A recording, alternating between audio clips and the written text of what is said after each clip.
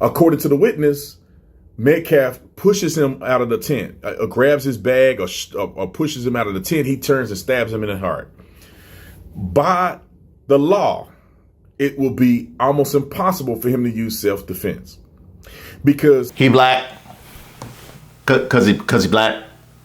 Cause if you would have said that, this would be a whole different video.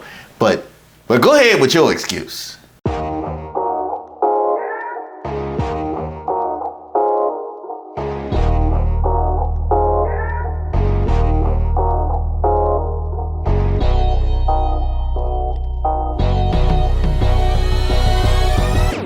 Hey, shout out to all of the subscribers and members here on the channel. I'm Reese Waters, and this is Who Raised Y'all, where we highlight those unique individuals going above and beyond to make society worse. And I can attest to that as a Christian who went to Israel. I spent 2 weeks there with the church, and we had an incredible time. We had only one incident where a small child spit on one of the pastors.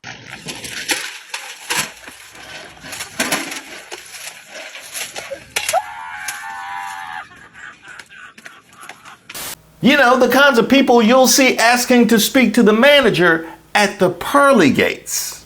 I want to talk to the manager. Now, when we last left the Karmelo Anthony case, Rob Smith was apologizing for having a huge vat of cocoa butter on his desk. Huh? Oh, he was apologizing for being black. He's apologizing for black people. That's what I meant. On behalf of the Black community, I would like to apologize to the parents of Austin Metcalf. I apologize that there are so few fathers around and so few male figures around to teach the Black community about emotional discipline, about what's right from wrong, about emotional regulation, about not making a hero out of a thug and a criminal. What? Bro, what are you talking about, man? Now, if having this vat of cocoa butter on my desk is wrong, I don't want to be right.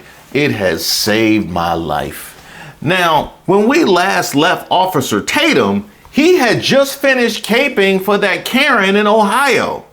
This stuff can be destructive, especially when someone is doing things to gain financial recognition. And you guys are just a regular family, working hard, entrepreneur, American dream, got the house and the kids, just trying to make a living like any other American. And then you got a guy who's an opportunistic person who took this situation and blew it up past its proportion, in my opinion. So, you know, I just wanted to get y'all's story out and let people know that you guys are humans and you're good people. And I've heard people have reached out to me and I haven't heard anything negative about you guys. Stop the cap. And naturally, considering Officer Tatum couldn't get enough of defending that particular woman, certainly he would be on top of this, right? What do you mean by that? If it's somebody you're looking for to cape for white America, Officer Tatum is on the job. Karmelo Anthony was sitting under a tent that did not belong to him, that was a part of another school's tent. Allegedly, the kids came over and said, "Hey, man, you're sitting under the tent. You need to leave." Immediately, according to this document, Karmelo Anthony goes in his backpack and says, "Touch me and see what happens." And according to this witness, they didn't think that Karmelo had a weapon in his bag. And so one of the kids, I think it was Metcalf, touched him. And he said, "Now punch me and see what happens." Now, I don't know if people are hurling threats at him or what is happening, but he said, "Punch me and see what happens." According to the witness, Metcalf pushes him out of the tent, grabs his bag or pushes him out of the tent. He turns and stabs him in the heart. By the law, it will be almost impossible for him to use self-defense because he black. Cause he black. Cause if you would have said that, this would be a whole different video. But go ahead with your excuse.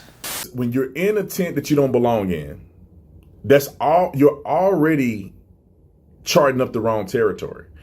And then you brought a knife to a track meet that's already against the law to do in the first place. Ooh, okay. Let me ask you, because I literally just was referring to the Karen video. I don't watch a ton of your content, but I had to watch something in that particular case. Was she already in territory that she didn't belong in by being in his front yard? Huh? She was literally at his home, and you defended her presence at his home as he tried to come home from work. She had a right to be at his home. And now all of a sudden he's automatically in the wrong for being in the wrong tent? Is that what you're selling?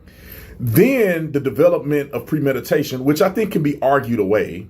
But right now, the development of premeditation is a problem too, because when he puts his hand in his bag and he says, touch me and see what happens. All you need is a split second of planning to create premeditation. Gotcha. So he didn't necessarily premeditate them coming over or even the provoking that you are seeding right now, or them touching him. He didn't need to premeditate that, or even the last inciting event. Just the fact that he told them, if you do this, this will be the consequence. That is the premeditation. Is that what you're saying? Because I already know if the roles were reversed, it would be he warned you. It would be he warned you, and you know it, and you know it, and you know it. No, and you know it. If the roles were reversed, it would be he warned you. That's what you would be sitting up here talking about. Now, all of a sudden, a split second of premeditation. Well, if that's the case, then every crime would be premeditated. Now, wouldn't it? You certainly thought about it a split second before you did it, didn't you? I done spent all this time watching 12, 13, 15 seasons of Snapped, where they argue heat of the moment when they have a long drive over to the crime. Now it's premeditated with a split second. Who knew? I guess we knew, because I don't see a whole lot of black women on Snapped. I didn't say black women don't snap. I said I don't see them on Snapped, because they in jail. Now, if the scuffle happened and he reached in his bag and stabbed somebody, that would be without premeditation, even if he attempted to kill a guy. But when you begin to plan and plot and say, when they touch me, although I'm encouraging them to touch me, you could say that I'm not encouraging them to touch me while saying it, don't touch me, or while telling them to touch me. Someone could argue that, but you're already plotting and planning that when somebody does this, I'm going to use this knife to kill them. Now, here's the question. By that breakdown you just gave me, if the scuffle happens, in order for there not to be premeditation, I would have to just be fumbling through my bag, looking for maybe a book to use as defense, or maybe a stuffy that's in there by accident, and one of my kids put that in there because they wanted me to have a nice day, that I could use to block the blows, and find a knife and just use that. Because if I go to the bag knowing there's a knife in the bag in the midst of the scuffle, that still would be premeditation according to you. What that would also mean is, forget the knife scenario, all of these 2A situations, which we have seen painted over, all of these cases would also be premeditation, because you knew you had that on you, right? Huh? Right? And what happens? The kid touched him. He did nothing. But then the kid pushed him, and then he stabbed him in the chest. Now, self-defense has to be an articulable, equal use of force. So if a person is saying, I feel like my life is in danger of serious bodily injury or death, you can use deadly force. But if someone is pushing you after asking you to leave a place, and you use deadly force against them, that's not co-equal force. And self-defense does not allow you to use any accelerated force that you want because you feel like it. Let me give you an example. Now that right there is a fair point. That is a fair point. I will cede that to you, Officer Tatum. However, I remember a great number of cases where people argued that they were in fear for their lives or serious bodily harm, when that was a completely unreasonable conclusion to come to.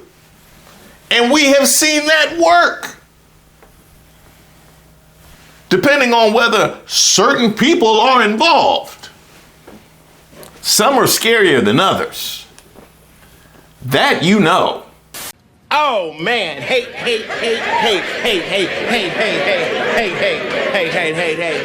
Let's be honest. Today's economy is as uncertain as it gets. That's why I'm happy to bring today's sponsor, American Financing, who's helping families find a way out of the high interest trap. We're headed into summer, but the economic clouds aren't clearing for most middle class families. Between persistent inflation and the cost of daily life, I'm sure you're feeling the pressure. And you work hard for your home and probably have more equity than you realize, but the summer surge is forcing far too many to rely on credit cards.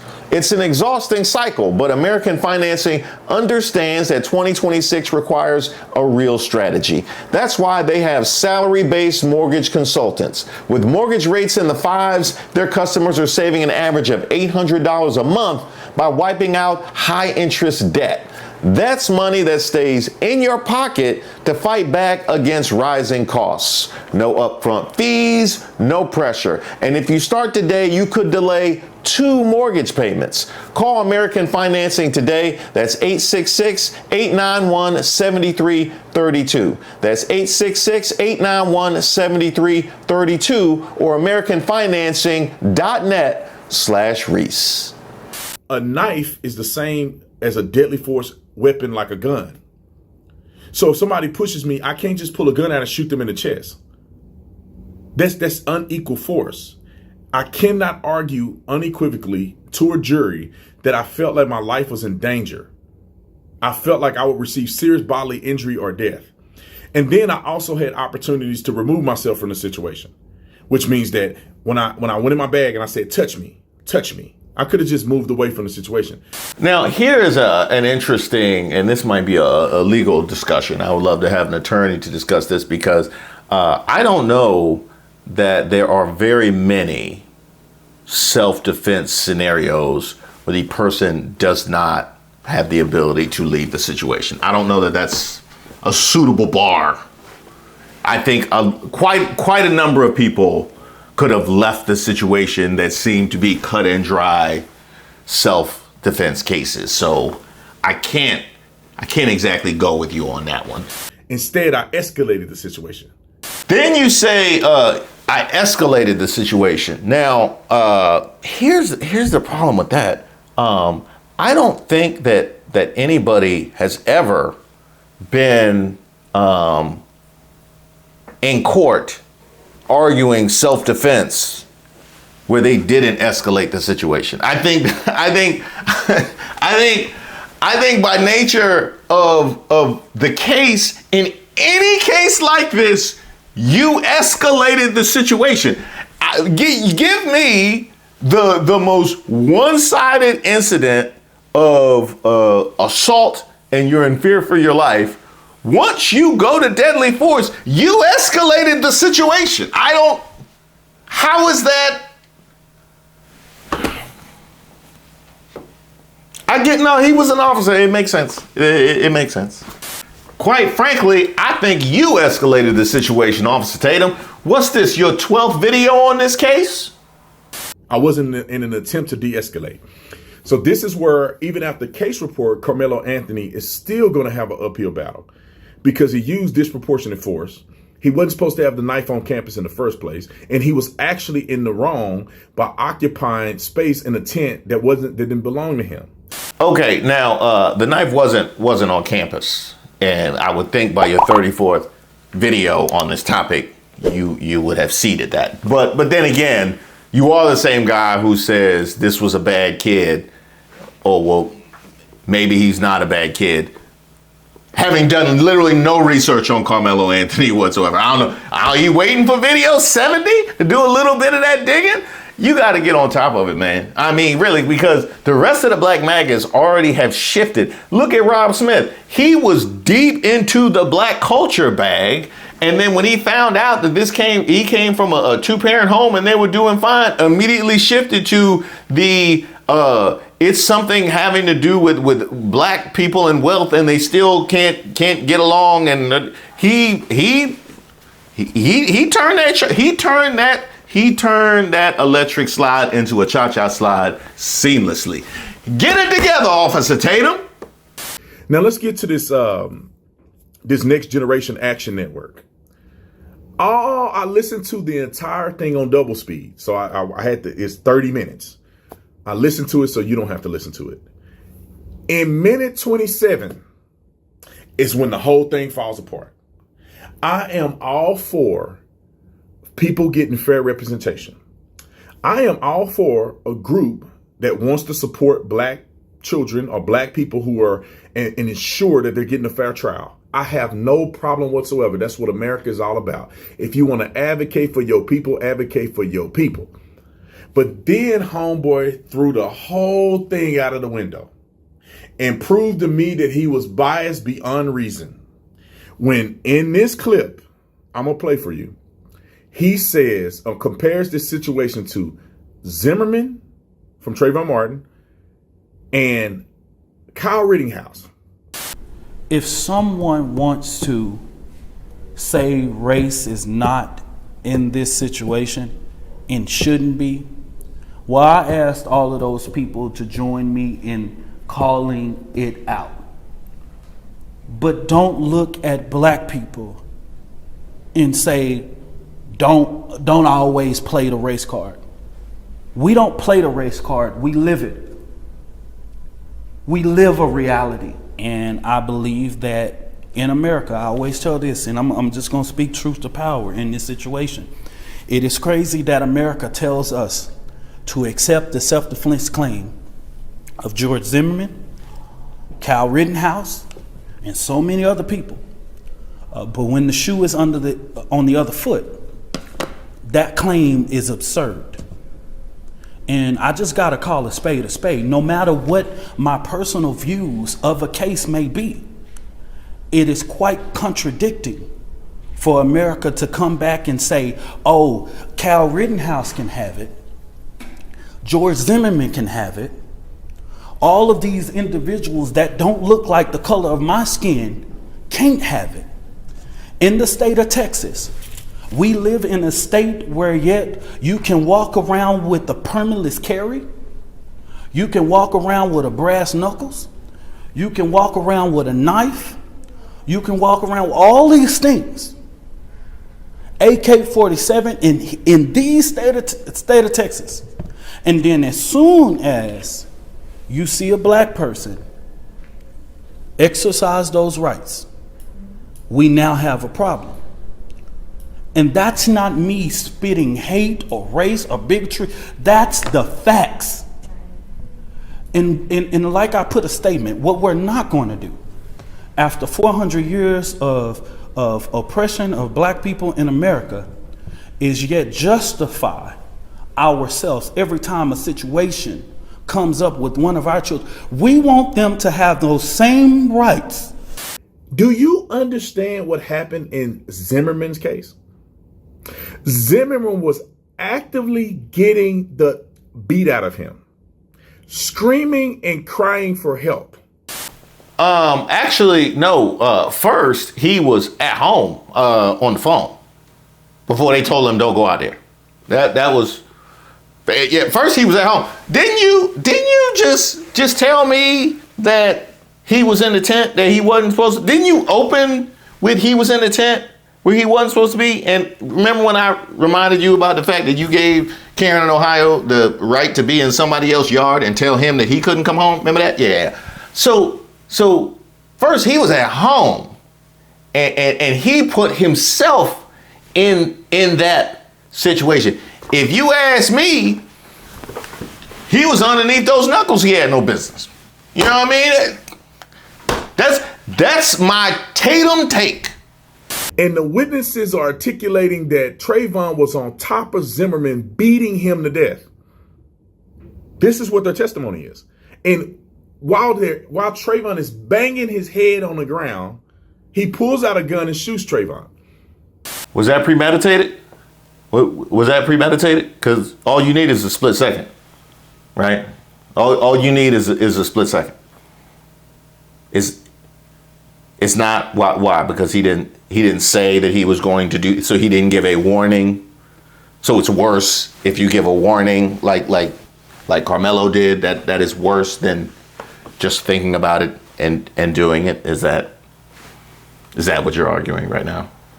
Does that sound similar to the Metcalf situation in Karmelo Anthony? No, it does not. Kyle Rittenhouse is the craziest. I know. My man went across state lines. George Zimmerman was just at home in the neighborhood. Kyle Rittenhouse went across state lines. That whole being in a tent where you're not supposed to be. Yeah. Kyle Rittenhouse is legally defending a gas station. Whose gas station? That was his gas station? Was he living at the gas station? No. So you get to stand your ground just against on any property? You could just that. Okay. So that's where you want to go with this? And hadn't touched or talked to nobody. He was not in a space that he didn't belong. He wasn't on nobody's property. He was on the property of the business owner that allowed him to be there. The first person chased him down. He retreated, tried to escape. They cornered him in a parking lot of a car lot and tried to grab his weapon from him, and he fired a shot. Did he say come near me and I'll shoot? Cause then that would be the apples. Did he say, would you consider that premeditation? Huh? 'Cause a split second. I think he knew if the situation ended that way, that he was going to take a shot. By your Officer Tatum, same metric. That's what you said. And that, by the way, is before we get to the whole point of him saying he will have his day in court like Zimmerman and Rittenhouse. As is his right as an American. Although I know that those change every day now. And I'm telling you this, and I said it 100 times in a row. If Karmelo Anthony would have did this to another black kid, neither one of them would have got a GoFundMe. None of them. They wouldn't have supported Karmelo Anthony, and they definitely wouldn't have supported the person who died. Nobody got a GoFundMe. You want to bet me? Find me a GoFundMe where a black kid stabbed another black kid, or a black kid killed another black kid. They'll break a GoFundMe record if they GoFundMe all these young brothers that get killed by other brothers. It will never happen. These silly people of the melanin that are secretly racist and they hate white people. Go look at the GoFundMe link. Go look at his GoFundMe comments. What are they saying? They hate white people. They glad he did this. This is revenge. Let me explain this to you because this is how I used to think. When they see a white kid, when you black in America and you grew up in the hood or you grew up anywhere in a prominent black neighborhood, most of the time, not all the time, people different. Most of the time, you have a underlying hatred towards white people. Therefore, when something happened to a white person, your whole mindset is they did this to us. That's what they get. We used to be slaves. I don't care what happened to white people. They beat us. So when one of us killed them unjustifiably, it don't matter because they kill us all the time unjustifiably. So we kill one of them unjustifiably. What's the problem? They privileged. They got it anyway. The white man always got this. Look at the vitriolic theology of, I would say, the average black person in America.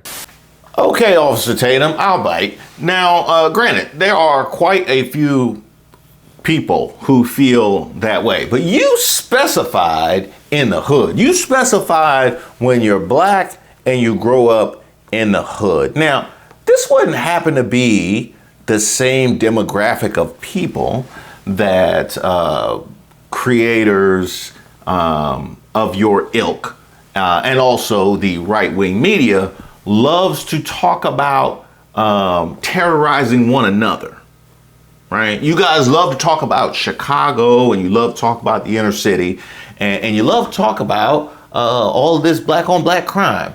But now you're hitting me with this underlying hatred for white people. So my question is, if white people are truly the ire of the anger in the black community, why the violence stays in this cauldron? You don't answer me. Talk to them. I want y'all hash this out. Please, y'all hash which way y'all want to go. You know what I mean? And quite frankly, Officer Tatum, I hate to be the one to tell you this. You were late on Karmelo Anthony coming from a 2-parent home and them being of some means. You were late for that. So I'm gonna guess they gonna win this debate too. If you ask me, this was malicious. And if the kid was white and he killed a black kid, they would be screaming to hang him. And that he's a racist and it was malicious and he did it on purpose and he hoped every black man die. But when a black kid do it, somehow it's this knee-jerk reaction to say they wrong about him. I'm gonna play these clips in a minute. They're just photos. I went to Paul Laurence Dunbar High School. I've driven by Paul Laurence Dunbar High School. It's named after the famous black poet Paul Laurence Dunbar. In the hood. I've driven by there lately. It don't look as bad as it was when I went there. And I feel like it wasn't as bad as it was before I went there. I mean, it was worse before I went there. So the school has progressively gotten a little better, in my opinion. But even going to a hood school where dudes pull guns on each other in the parking lot. I remember one of my teammates carried a gun to practice every day because he was a gangbanger. And he feared for his life, so he carried his gun to practice every day. Now, as a rational person, not one time did I think it makes sense to take a knife to a track meet. Now that is interesting. That is really interesting. I don't particularly have an answer for you to why he took a knife to a track meet. It's just curious to me who is and isn't subject to having to explain why they have weapons on them. I mean, we saw in Michigan a huge upheaval about people unable to bring weapons into the state house after there had already been a credible, because you love talk about credible scheme to kidnap the governor. They were still mad they couldn't bring their guns into the state house. I don't think anybody asked them why they needed guns in the state house. And I can tell you, there's not a good explanation for that, but nobody asked. I find that interesting how we, you know what I mean, when we ask and when we don't ask. You don't find that suspicious? You don't find that suspicious? Now, to your point about how black people would have reacted if the roles were reversed, you're right about that. I think you're right about that. And what I would say to that is because we understand the realities of the criminal justice system some 400 plus years in, and who is and who isn't afforded due process. A few moments later. Breaking news tonight, a Collin County jury has just sentenced Karmelo Anthony to 35 years in prison for the murder of Austin Metcalf at a Frisco track meet. More reaction from the trial and the emotional victim impact statements. This verdict sends a clear message. Violence like this won't be tolerated in our Collin County community. I don't know that that's the move. I don't know leaving it up to the Texas authorities would be the move. I think people's eyes being on this case has elevated his profile. I think that's the reason why you see some of the gaudy numbers when it comes to fundraising and things of that nature. But keep in mind, there's a great number of cases we have no idea about. Message. And when you and the Rob Smiths are out here yelling from the rooftops about how much of a murderer you find him to be immediately, and making up your minds on what testimony is credible and what's not, and it doesn't need to go because I decided, and God forbid people actually feel like he should get a fair trial and do what they can to ensure that happens. God forbid that actually happens. You even went as far, not you, but your boy, went as far to apologize for black people. See, that is the point where I enter myself and have to say something. And Lord knows, I am disgusted by what I see. At the same time, I knew exactly what the floor of Black Maga was looking like. I know what it looks like in this house. Okay, I drive by and hold my nose on a daily basis. I can only imagine how worse it's gotten since the last time I was here. Now, I want to take a moment to wish all you guys out there a very happy Father's Day. But can we talk about these gifts for a second? I mean, really, the disrespect. The disrespect. Giving me a tie for Father's Day? Y'all know I work from home. Y'all know I work from home. What, you trying to insult me? And a tie is literally just a leash for corporate America. It's either that or a multi-tool. I got a multi-tool last year. Do I look like I know what to do with a multi-tool? A hammer, screwdriver, pliers, a wire stripper? Do I look like I know what any of those words mean? And if it's not the tools, then you know it gotta be a grill, because the world just thinks the dad's ultimate fantasy is standing over an open flame in 95-degree weather, sweating into a brisket while everybody else is inside in the AC eating the food that he cooked, which if it's me, he undercooked. Y'all trust me around meat? Y'all trust me around meat? Well, why the grill stuff then? Then why the grill stuff? That is not a vacation. That is an unpaid shift at a steakhouse. Do I even look like I serve edible meat? Pause. But when you strip away all of the commercialized junk, Father's Day is a beautiful moment, isn't it? Because we live in a culture that loves to trivialize the role of a dad or paint it like we're the secondary bumbling character in the family sitcom, which we always are. But let's be for real. The importance of true fatherhood cannot be overstated. It's about presence. It's about being the anchor in a world that is constantly trying to drift our children out to sea. And particularly for Black fathers, doing this job right is a radical act, because we live in a society with a historical narrative that tries to rip the family structure apart, a narrative that loves to focus on who isn't there. But the reality I see every single day is a legion of men who are locked in, stepped up, and entirely devoted to their kids. Men who are breaking generational cycles of silence, learning how to show emotional vulnerability, and teaching their sons and daughters how to navigate a world that won't always be kind. As a dad, you're your child's first blueprint. You show them what security feels like. You show them what respect looks like. The way you love their mother, the way you handle failure, the way you stand back up when life knocks you down. They're downloading all of it. They're watching how you walk so they can figure out how to step. It's an exhausting job. It's a thankless job a lot of the time, full of sleepless nights, silent sacrifices, and worrying about things you can't control. And you don't get a trophy or a standing ovation. But the payoff is watching a child walk out into the world with their chest out and their head high, because they know deep down in their bones that they have a father who has their back. That kind of confidence is armor, and you gave them that. And maybe, just maybe, you get to see that child pass on those lessons to their son, daughter, niece, nephew, or mentee, because that presence and leadership role transcends bloodlines. I know. Where do you think Waters comes from? So to every man out there holding down the fort, showing up for the games, listening to the problems, and quietly building a foundation for the next generation to stand on, don't underestimate the power of your presence. You are the culture shifting in real time. Keep pushing, keep loving, and know that your work matters. Bipartisan chaos requires unanimous love.